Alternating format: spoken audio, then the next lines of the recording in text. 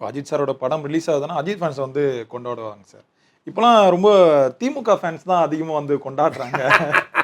தூத்துக்குடியில் வந்து அமைச்சர் கீதா ஜீவன் தியேட்டரில் உட்காந்து ரசிகர்களோட படம் பார்த்துருக்காங்க. அங்கே ஒரு பெரிய கேக்கை வாங்கி வச்சு அவங்க வெட்டி ரசிகர்களுக்கு கொடுத்து அவங்க அதை ஒரு பெரிய செலிப்ரேஷனாக பண்ணியிருக்காங்க. அப்போ என்ன அப்படின்னா, விஜய் வந்துட்டார். விஜய் வந்து திமுகவுக்கு எதிராக கொம்பு சுற்ற ஆரம்பிச்சிட்டாரு.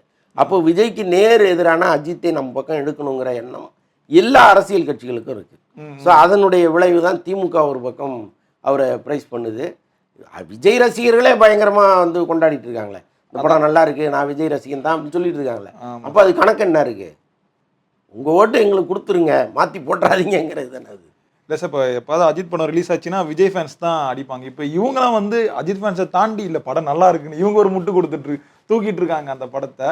அப்போ மேலிடத்துலேருந்து சொல்லியிருப்பாங்களே சார்? கட்டாயமாக சொல்லியிருப்பாங்க. ஏன்னா இது வரைக்கும் வந்து இவங்க ரெண்டு பேருக்குமான ரைவல் சோசியல் மீடியாவில் பளிச்சுன்னு தெரிஞ்சுது. இப்போ கடந்த படத்தில் விடாமுயற்சியே அவங்க கொஞ்சம் அமைதியாக இருந்துட்டாங்க. உள்ளபடியே அவங்களுக்கு அடித்து கொண்டாட வேண்டிய படம் விடாமுயற்சி தான்.